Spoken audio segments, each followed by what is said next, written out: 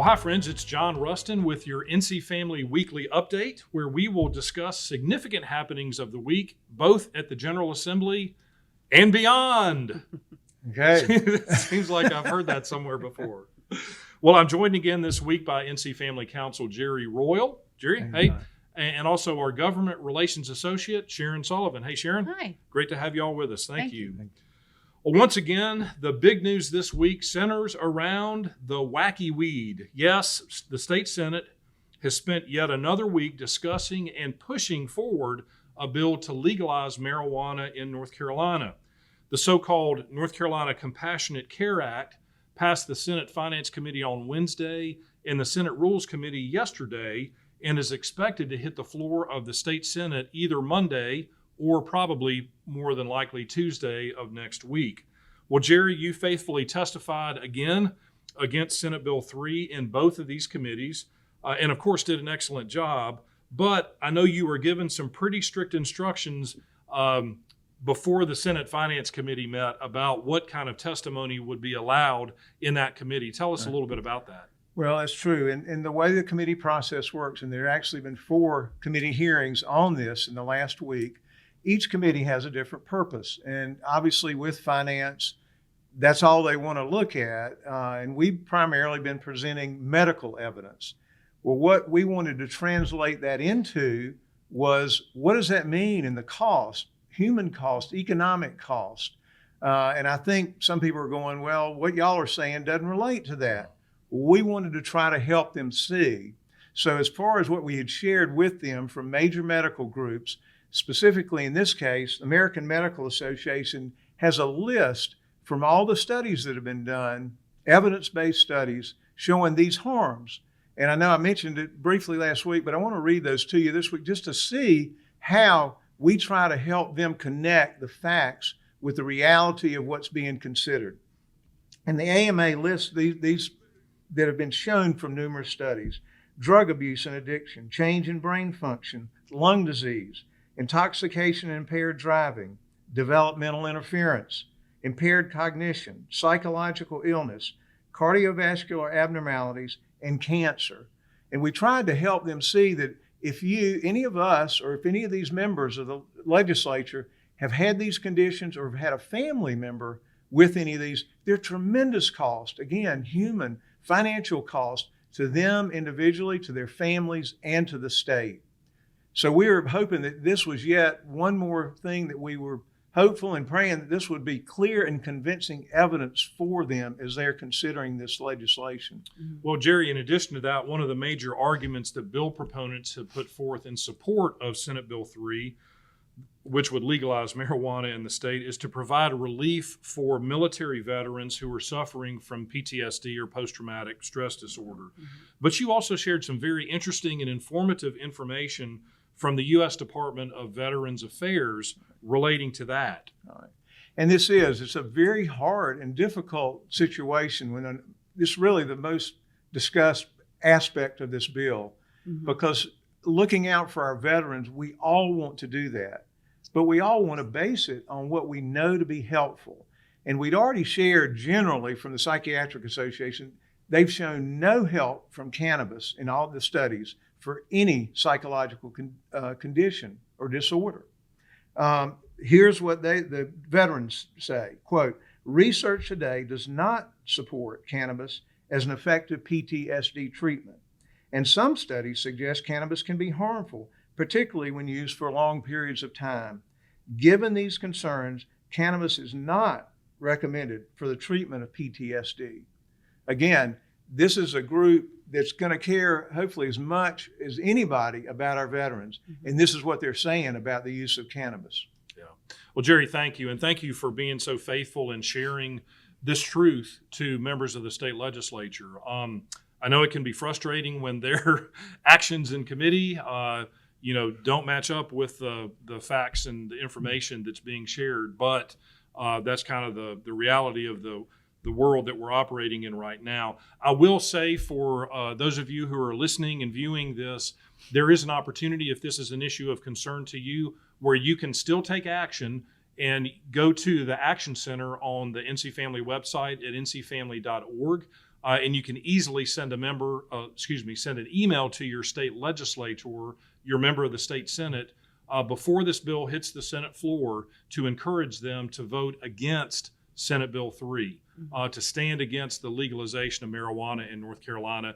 The bill now, is intended to legalize marijuana for quote unquote medical purposes, a long list of medical reasons.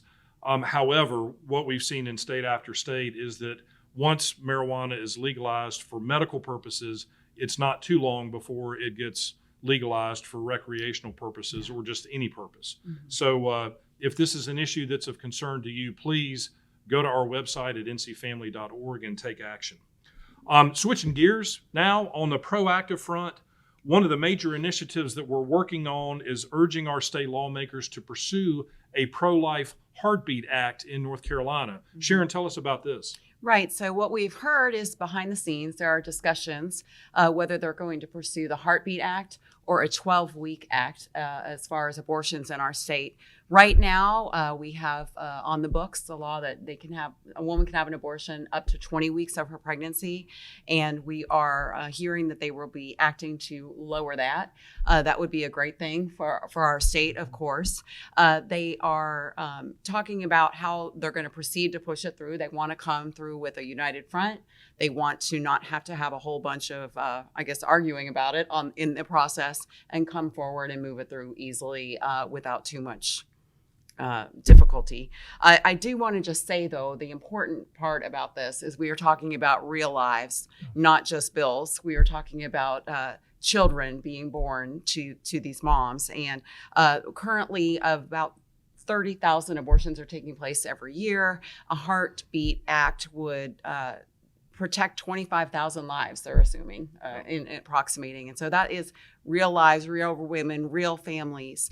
So we would ask that everybody jump on board, go to our action page, send some emails, and let your members know how you feel about this. In addition, we are going to be having a call to action to actually come down to the General Assembly next week on Tuesday, February 28th, and on Wednesday, March 1st. We ask that you would wear blue, come with kindness and compassion and an open heart, and go visit your members and tell them how you feel about this. Let me specify: light blue. Yes, sorry. We are a state baby blue. Baby blue. We are a state that's all about blue. So we're light blue, so your lawmakers can easily identify you, and so we can identify you as well. Right. But this is a real opportunity for you to come to the legislature, to go meet with your members of the State House and Senate and encourage them to support a heartbeat bill. Sharon, one thing that I would add, just as a matter of comparison, as you shared, the heartbeat bill, of the 30,000 abortions that took place in 2020, which is the last year that we have formal abortion statistics for North Carolina, a heartbeat bill would save the lives of like 86% of those unborn babies. So about 25 to 26,000 unborn babies. Right. A 12-week bill, which is the other proposal that seems to be kind of being considered and debated, would only save about 5,000 babies. Now, those lives are absolutely important as well. That bill, as you said, would be a positive step forward. However, there's a huge distinction between the lives that would be saved through a heartbeat bill, which would be about 6 weeks, versus a 12-week bill. We would love to see a bill that would save lives at the point of conception, but that's not one of the options that's being discussed. So the heartbeat bill is really what we are advocating for, what we're encouraging our lawmakers to consider. And folks, you can play a huge role in this. As Sharon said, a lot of the discussion and debate now is going on behind the scenes. Right. We have a real opportunity to impact what direction our lawmakers go in. So please go to our website, take action there, but also come down to the legislature next Tuesday and Wednesday, wear baby blue, and go see your legislators and encourage them, urge them to support a heartbeat bill in North Carolina. Yes, they want to hear from you. They want to know how you're feeling. these are very difficult situations for them as far as how to move forward, how to do the right thing. And we need you to help encourage them, legitimately encourage them. I've been telling them, if you need us, if you need our help, if you want us to pray for you, let us know. We're doing it anyway, but if there's something specific, let us know. And we would just ask that you would come along beside us and be there with us to encourage them along the way. Yeah. Thank And you. just know, Yep. that's an important part of what God wants us to have in our lives. Mm-hmm. Whether it's encouraging somebody, and you may think, well, my member is already supportive. It helps to continue to encourage them. 100%. And for those who are not, to encourage them in the right way, being kind and gracious, but also being strong and saying, this is the right thing to do. Mhm. Please join us in this. And if you come to the legislature next Tuesday or Wednesday, we will have resources and information available that you can share with them, again, to really encourage the Heartbeat Act in North Carolina. So last week, Sharon talked about a lawsuit that had been filed in Texas by our friends at Alliance Defending Freedom, challenging the FDA and the Biden administration's efforts to greatly expand the availability and accessibility of chemical abortion drugs across our country. Well, this week it was announced that our state legislative leaders here in North Carolina, Phil Berger, the President Pro Tem of the State Senate, and Tim Moore, the Speaker of the North Carolina House, have filed a motion to intervene in a case here to defend several of North Carolina's laws related to abortion drugs. Stay with me here because this is important. In this case, which was filed in a federal district court in North Carolina at the end of January, an abortionist from Orange County, now that's North Carolina, not California, is seeking to overturn our state laws that require a physician who is administering abortion drugs to a woman to be physically present when the first drug in the RU 486 drug protocol is given. This law was passed several years ago to prohibit these dangerous abortion drugs from being distributed over the internet.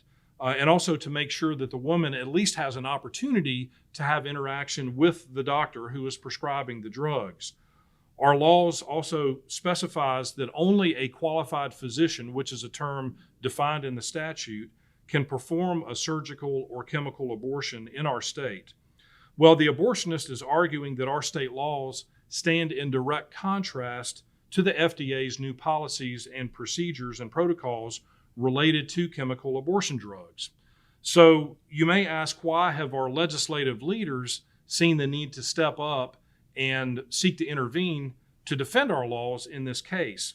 Well, it's disturbing but true that our Attorney General, Josh Stein, has decided he's not going to represent the state of North Carolina and defend our state's pro-life laws. In fact, he is refusing to abide by his constitutional duty and has said, that he's just not going to act in that role to defend our laws. So he's simply really picking and choosing which laws he will defend and which laws he won't. And that's a real concern when our top legal representation in the state is not fulfilling his constitutional duty. So we really appreciate the fact that our legislative leaders have stepped up. Mm-hmm. They're intervening in this case, and they're seeking to protect these laws, which are really designed to protect unborn lives in North Carolina. Jerry, Sharon, thoughts about that? Yeah, no, it is. It is troubling. I know that there would be cases maybe where an attorney general could say, this is a rare exception to when I am supposed to defend a law. Our U.S. Supreme Court, as we all know, has just recently said, yes, it is the role of state legislatures to make these kinds of laws. And so it's very troubling, puzzling, but thankfully, as you say, our laws allow our legislative leaders to step in to these kinds of situations to defend laws. And so, like you say, Jan, this is a good example where there's a law that is there in place to come into effect when it's needed, and these may be rare, but it's a good law that we have that allows them to be a voice for the laws that have been passed. Yeah, and if I may just add one more thing here, it's important to understand we're talking about a lot of legalese and legal words and stuff like that, but I read the complaint, and in the complaint, the abortionist from Orange County actually states that if they remove these rules and regulations from the FDA, she will be able to see more patients and make more money, which is really alarming. And this is what we're battling. You know, we're trying to reel it in and save these lives. And some of the opponents are trying to legitimately make more money from these laws. Yep. That's really sad and sickening. And that's why it's so important that our legislative leaders have stepped up and sought to intervene in this case. So we're grateful for their commitment Absolutely. and their willingness to do that. So friends, thanks for your time and for being with us this week. I just want to reiterate, you've got lots of opportunities on our website at ncfamily.org to take action. Go to the Action Center. You can send emails to your legislators about the medical marijuana bill, about the Heartbeat Act, and a number of other issues there. And also want to definitely encourage you to come to the legislature next Tuesday and Wednesday.